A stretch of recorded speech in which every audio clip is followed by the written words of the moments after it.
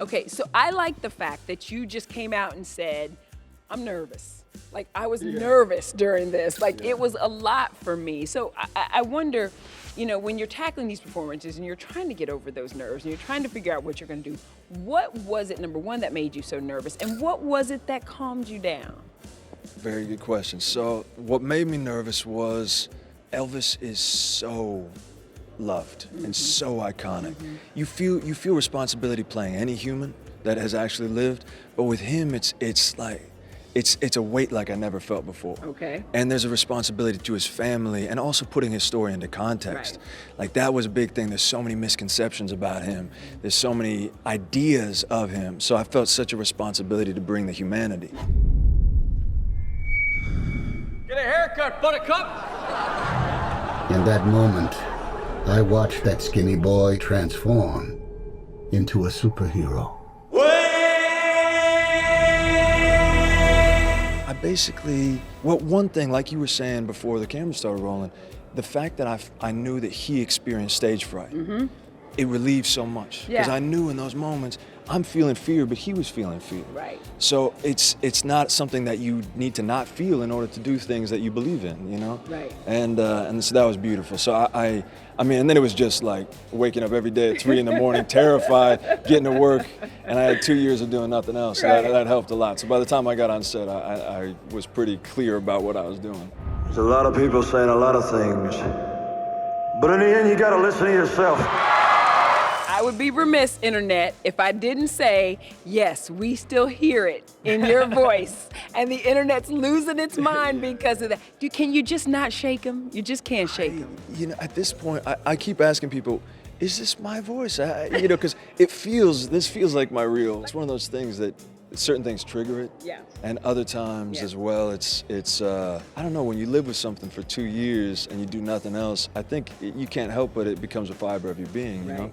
I know that Priscilla gave the stamp of approval to this project. So what was that like, knowing that she approves? And then also, what your relationship? Have you gotten to grow a relationship with her? Yeah, so I met her before we started filming, and then getting to see her after she'd seen the film, it was so moving to me, because she's also dealt with all the misconceptions about Elvis since you know, the day she met him, and so that getting to see what this means to her, I was so nervous when she was gonna watch the film, because she knows him better than anybody, and I just thought, oh, what's she gonna think, you know? And so when I heard what she felt about it, it just was beyond words. Like, I just felt so good. The hardest part of channeling him, is it the lip curl? Is it the hit? Like, what is it? And you know you gotta show me, like, listen, I wish I could. Yeah, you got it. I wish I could do it. Yeah, I think there's so many things out there that have become these caricatures. Yes. And so even talking about him curling his lip, it's something he didn't do as much as we think he did. Right. Or he'd do it for a photo, or he'd do it for, so he was finding how subtle could you go with things and still have the essence. And so it was this constant back and forth, and that's the tricky thing, is going back and forth between incredibly technical things and then never losing the humanity. Like that was the goal, is always have his soul in there, you know. So the moves weren't. So what you're telling me is you already had the moves. I had to work hard for those. Okay. Yeah, but the thing with him is they weren't moves, they were coming out of the feeling of the music. So for me, it had to be about finding the feeling of the music, moving me in that way. And that's what was really fun. It was liberating. Now, you know, when people hear you in this movie, the first thing people are gonna say too is, did you sing, like, where have you been all of our lives sounding like that?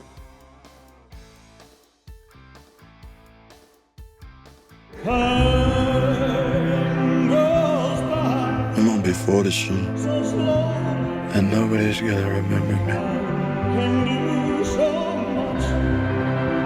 I need to get back to who I really am. I've never seen it from anybody else. So I was, I mean, the whole beginning process of this was me kind of going, do I believe I can do it? Okay. because I didn't believe it in the beginning, but I wanted to take on the challenge. Right. So it was like looking at Mount Everest and going, I want to climb that, but I don't know if I have it in me. I need to get to base You camp know what? one Yeah, first, you got to right? get to base camp and take it one step at a time. Yeah, I like that so much. You know, just like Elvis, you're no stranger to fame. So the way that people react to him is like the girls lose their darn minds. Have you had a fan encounter that you're like, whoa, I can't believe that just happened to me? I think every time, I still have that feeling of shock when people know who I am. I just think of myself being a little kid who, you know, nobody knew who they were. So I feel that. You kind of get. Even now? Yeah, I don't know if you get used to it. It really, I mean, we had a moment on the plane where I was like in a mask and a hat, Right. and the stewardess started playing Elvis songs, and she said, this is in tribute to you. Oh, And that's I thought, I cool. don't even know that you know, the That's fact that cool. she knew that, so that was really special. That's Yeah. really, really cool. And also just getting to hear his music all the time through those experiences, yeah. I was going to say, when you think about his music, I mean, can you pick a favorite, especially now that you've embodied him for so long? Yeah, because it's like moods, you know. There's a different song that hits you at a different point. That's the thing about this room that's so special. Yeah. Is, I mean, each one of these represents a different country. We have nearly every country in the world represented here. Elvis is the first artist to sell over 1 billion records. Yeah, well, like 1 year was what, 25 million? 4 or something? years, he sold 50 million records. And then the next year, then he sells 25 million. Oh my gosh. I mean, he's a young kid at that point. So, and he's recorded so many songs. He still holds the record as the artist that has the most top 40 hits. You have this fear of tackling Elvis, which we get. And then you're mano a mano with one of the greatest actors of all time. You know what I'm saying? And Tom Hanks. What are those moments like? Is it a master class watching him work and being with him, or are there nerves? You know, knowing you're in a scene one-on-one with him for an extended period of time? Yeah, there definitely are. I didn't know what it was going to be like when I first met him, because he's been my hero for as long as I can remember. Oh, I like And that. so when I first met him, it was at Baz's house in Australia, and I see him from far away. He's back in the backyard, and I come walking up, and he goes, "My boy!" And he holds out his arms and gives me the biggest bear hug. That was my first interaction. And then Baz walked away, and then Tom just started sharing his feelings of fear around portraying these two men. And then I could say, "You're afraid? I'm See? terrified." See? And then we were colleagues, and then we could talk about our vulnerabilities, and that was a gift that he gave me. You know, he See was what the really universe kind. does Yeah. for you? Seriously. And he's Yeah. as advertised, isn't he? Yeah, he's everything you imagine him to be.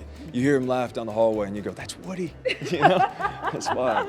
I love that so much. And I like that really we're getting to see this movie through the lens of Colonel Parker in a lot of ways, and that complicated, toxic, loving, all of those things relationship that these two had. I knew a little bit about it, but I didn't know a lot about their history. I knew that there were issues. So it's really interesting to see how this movie dives deep into that, and also to acknowledge, you know, you were talking about misconceptions of Elvis, because I think for a lot of like African Americans, we have a bit of a complicated relationship with Elvis and his music. You love the music, you appreciate the talent, but also knowing where a lot of the roots came from. I like that the movie went into those things and really kind of told that story as Yeah, well. you can't tell a story without that. Right.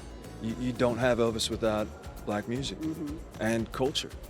Going down to Beale Street and, you know, being in gospel churches, and that's what it was sewn into the fiber of his being from such a young age, that it was this pure love. And I think you gotta. I'm so glad that we get to tell this story in the truthful way, you know. And so yeah, I'm excited you saw that. Well, you know you're about to skyrocket, so I hope you have people you can hold on tight to through this process. You holding? Yeah. He's holding. All right.